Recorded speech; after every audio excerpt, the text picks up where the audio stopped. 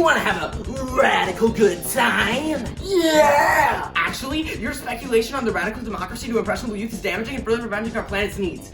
You should be focused on this country's current political and social climate instead of, well, too bad, because you can't drive yet. Oh yeah? Well, you can't drive either.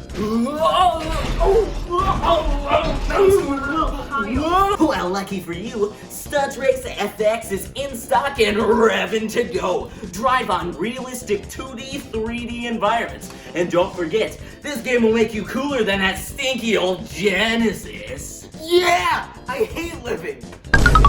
Buy Stunt Race FX today. Stunt Race FX by Nintendo, releasing this July 10th. Batteries not included, each sold separately, kid not included. If you buy this game, you will literally be put in prison for loitering at the local Burger King fast food chain.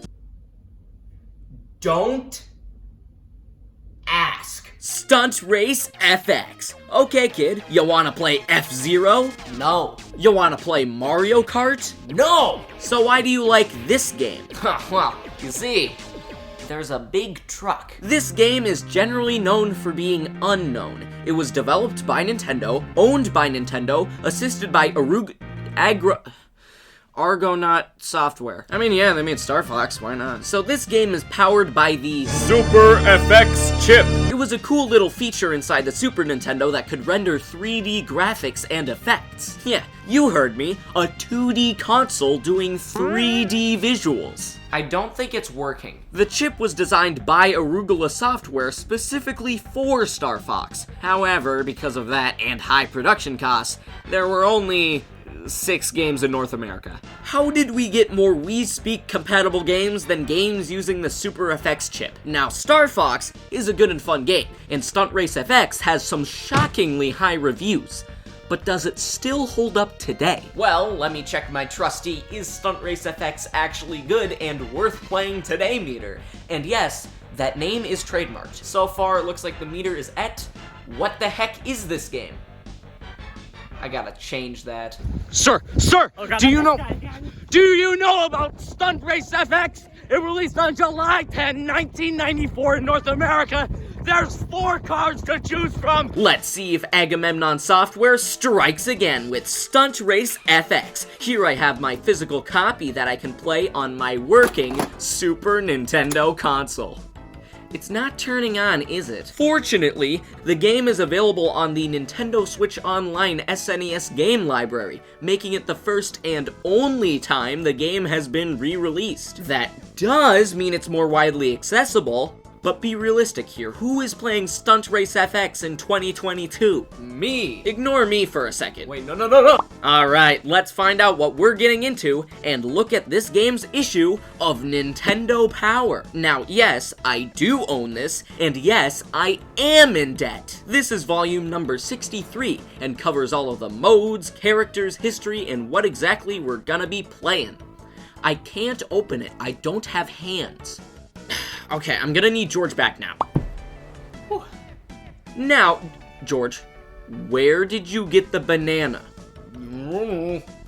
I said, where did you get that? For the 4 playable characters, we have the 4WD, the monster truck that accelerates fast, can take lots of damage, but has a lower max speed. The F-Type has a weak body and a slow acceleration, but a blistering 140 max speed, and the Coupe is a good in-between pick. There's also the unlockable 2WD, which also goes up to 140 miles an hour, and accelerates fast, but is super difficult to keep in control because it can be too fast. So it's no surprise that my favorite car is the monster truck. Hey, I'm just saying. Stunt Race FX, Excite Truck.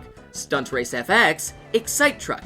Stunt Race FX, Truth or Lies. What? No, get out of here! The magazine also teaches us the modes we'll have. The speed tracks are the normal race courses, free tracks are races without the computers, battle tracks are battles with your friends, stunt tracks are stunt tracks, and the test run mode is only available once you first play the game to get accustomed to the controls. So, naturally, you blow yourself up. Alright, let's start the game. I forgot I'm still in prison. Woo!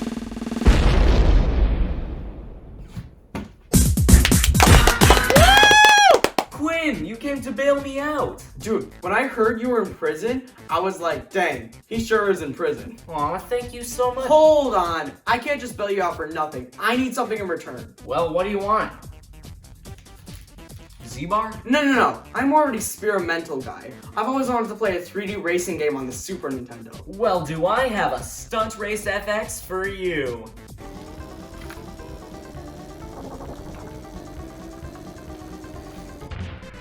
Man, this game kinda communist though. Whoa, Quinn, don't make assumptions right away, because as soon as you select your character, the game hits you with this.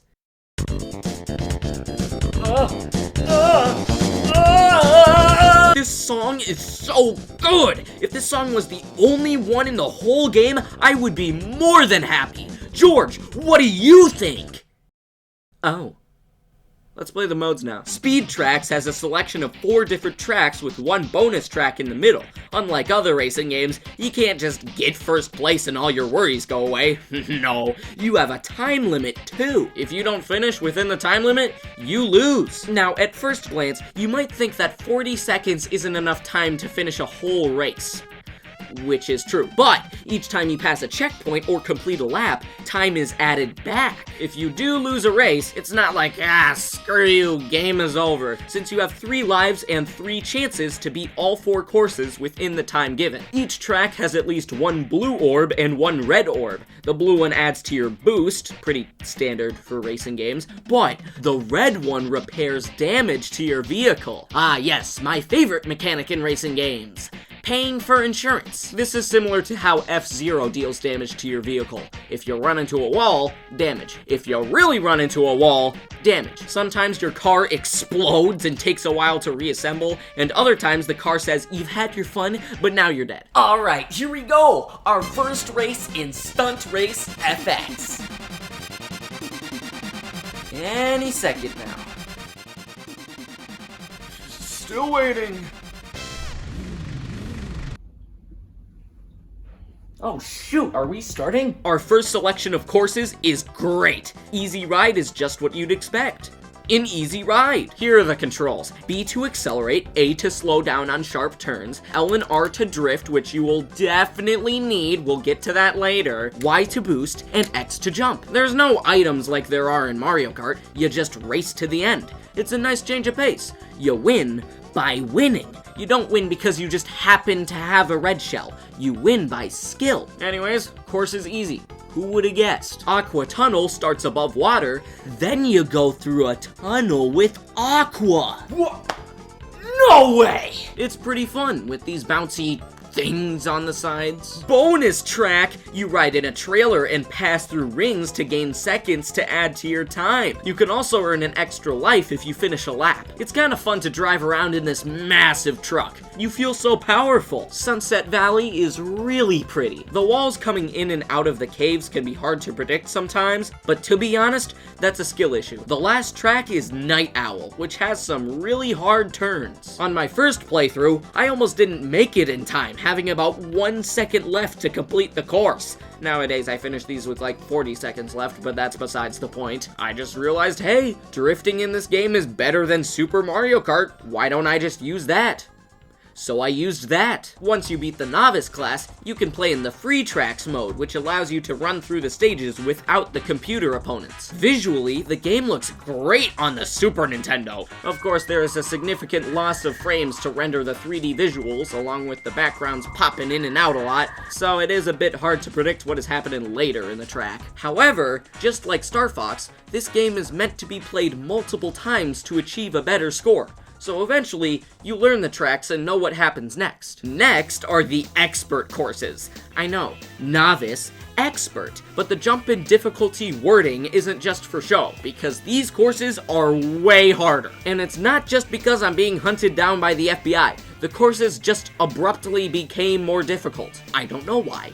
But King's Forest has a very strict timer. Of course, I like me a good challenge, just don't let that catch you off guard. I had countless times where I just barely didn't make it in time, but nowadays I realize what my mistake was. I was picking the worst character in the game. Yes, none other than my beloved truck is completely irrelevant if you want to win. He's too slow. He can barely finish a lap in the given time limit. However, as I got better at the game, I did manage to easily beat this entire class with the truck. So, screw you, capitalism, I did it anyways! Now, I would like to discuss an interesting feature. If you run out of time right next to a checkpoint or the finish line, you can still win. Sure, this might have given me a few too many heart attacks, but it's a good feature. Sea Breeze is way easier than the other track, with the general layout being simpler. You could say it's a breeze. White Land, no, not from F-Zero, in Stunt Race FX, is good. The terrain is pretty bumpy and sometimes snowballs roll down the track and blow you up. The final track, Night Cruise, has a lot of sharp turns, which make the course more challenging. Now's the time I should mention the Nintendo cameos in the game. There's a lot of Nintendo branding and franchises that just appear on billboards. Like Mario, Kirby, and Star Fox aren't advertising anything. Why is their face on this billboard? I need to contact my lawyer. In fact, it's not just billboard cameos. On the Night Cruise stage, Star Fox can swing down and give you a power-up in the middle of the race. Well, so far, this game seems great.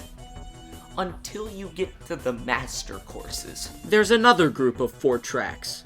The Master Class. While most really hard levels in games test you on how good you are, and really push you to your limits, this game does the opposite. You push the game to its limits. Did you run out of time? Too bad. You want to use the truck? No, you don't. Did you hit that rock? Of course you did. Here's some free damage. Did you brush against this wall? Yes, you did. Have some more damage. I had to abandon my precious truck for the F-Type, who is way harder to control and drifts worse than the truck. You can get used to it after a few play sessions, but the courses fought back. Sure, Lakeside can be beaten without too much struggle. I mean, I had 1 second left on the clock and almost lost multiple times, so take that as you will, but oh my god, Big Ravine is a death sentence and I hate it! Tons of sharp corners, small edges, you have to slow down when drifting, otherwise you hit the walls and die, but you have to keep going fast, otherwise you won't make it in time. If you hit a single wall, it's game over. I had to beat this game on the Nintendo Switch Online service because I straight up could not win without saves in between. And then when I finally made it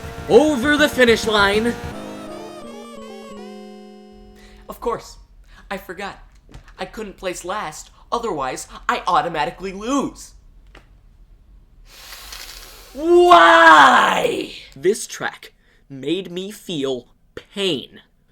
The other tracks are better though. Still brutally hard, yes, but I had more fun with them, and the design of them was objectively better. Like in this one, you race through the clouds and are greeted by Star Fox occasionally. The last track is stupid. You know those tubes that I praised before? Well, what if I told you that the car hates driving on them now, and it is extremely easy to fall off of them. One of the tubes even has a hole in the middle of the track, so you better know when that's coming up or else you're screwed. And after an hour of suffering, I beat the Master Class. Now, if you can beat this entire class on an official cartridge, props to you. I do not have that type of commitment. Do you think I could just sit down and spend hours of my life trying to beat the Master Class without saving? Maybe if I want to be tortured, but I'm busy this week. So let's do a quick overview. The enjoyment factor of the courses gets destroyed in the Master Class, but the mechanics overall are fun. The tracks are designed well too. If you race on them alone in the free tracks mode, they might be more fun since you aren't stressing out about hitting a singular object. The tracks do have some flaws though. A lot of them have remixed themes, backgrounds, and music. Harbor City, Night Cruise, and Night Owl all look the exact same. King's Forest is just a foggy, easy ride. Sunset Valley and Big Ravine are basically the same.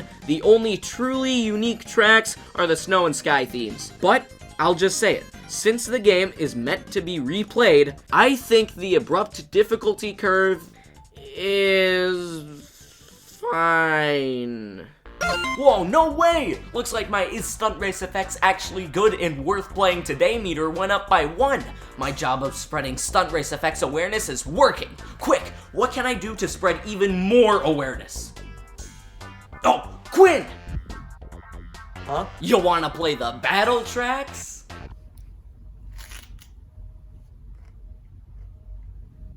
I'll take that as a yes. Battle tracks! These are 4 unique, smaller, less gimmicky, easier stages to race your friend against. And if you both really want to be the big truck, they have alternate colors so you can each be the same character. The new tracks are nothing to write home about since they, get this, also reuse assets and music from previous tracks. If I had a nickel for every time Stunt Race FX used previous track themes, I'd have 0 nickels because no one cares enough to give me money. Marine Pipe has the tubes, Port Arena has the roadblocks at night, Toxic Desert has bumps, and Cotton Farm has nothing. In this mode, you have no boost orbs or power orbs, so once you use up your boost meter, it's gone. And once you hit an object, you can never recover from that. So when racing your friends, it's only natural that half of the time, you win by your opponent taking too much damage.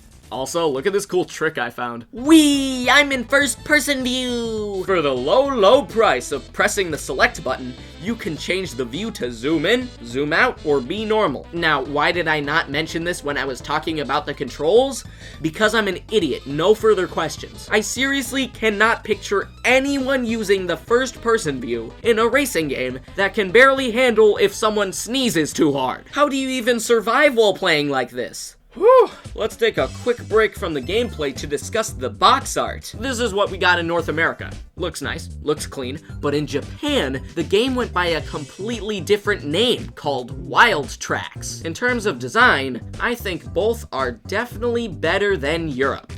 Europe, what's going on here? Why is the background blue? Why is it organized like this? Why is it cropped horribly? It looks like a middle school Google presentation. Come on, I think Europe's pretty cool. Ignore Quinn for a second. Wait, what? Hey, bring him back! Nope! Hey, get back here! Now, philosophers of our time have struggled for years to determine why the game is called Stunt Race FX. Well, you see, there are stunt tracks. That's right, screw you, Aristotle! In all of the modes, you race to the end while collecting balloons in order to get 40 within the time limit. Although, you don't actually have to collect all of them, since you can beat the tracks without getting a perfect score. So, theoretically, you could just grab 1 balloon and then cross the finish line. Rock Field is the easiest course and my favorite. It's probably because big truck supremacy. But I use the truck for all of the courses, so I think I just like this mode more. Up and Down and Blue Lake are pretty similarly designed, while Ice Dance is more unique. It's like an ice carnival up in here. I like how if you pause the game, it just asks you if you want to retire. Retire? I mean, if you do retire, you get a clean menu that gets right into the action. Heck, you can even change your character right on the fly in that menu. It's great! The meter still hasn't gone up yet? But I've already talked about everything in the game. I need to contact someone who will give more attention to the cause, someone who has a large following, someone who's British! Right. And get this. He let me off the hook. I don't think I even met my quota in the end. All my customers left horrible reviews. Hold on, I'm getting another call. Hello? Hey, Dylan! Jesus, what was that for? Hi, what are your opinions on Stunt Race FX? Why are you calling me so soon after putting me on trial? Why are you coming up with excuses to avoid my question? Released in 1994? No, I mean, do you like it? Well, I think it worked well for an early PS3 game. The controls are fine enough, but being forced into using the Wii U gamepad wasn't fantastic. The characters were likeable, but one of them tried to claw its way out of the screen and kill me, so that was a pretty poor narrative choice. Okay. Finally. My work here is done. Oh, yes! The Is Stunt Race FX actually good and worth playing today meter is now completely full. You know what that means? At least 3 people actually cared. That's a new record! But now, it's time for me to do something cool.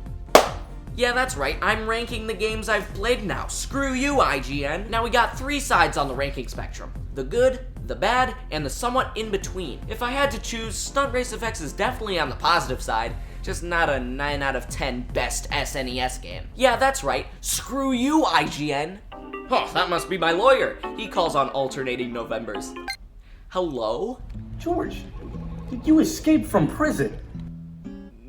No. Well then, how am I calling you? You're not. this is an automated voice message. I'm not there right now. Oh no, we're breaking up. Please hang up. I don't know how to. Well, yeah, just so you know, there are some people coming to your house to ask some questions. What? Right, split up. Let's move. Hey.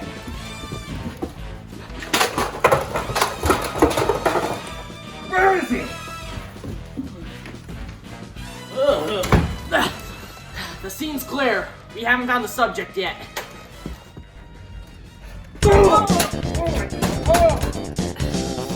What is that? That's the sound of Stunt Race FX. It's got a pretty good soundtrack. You should listen to it sometime.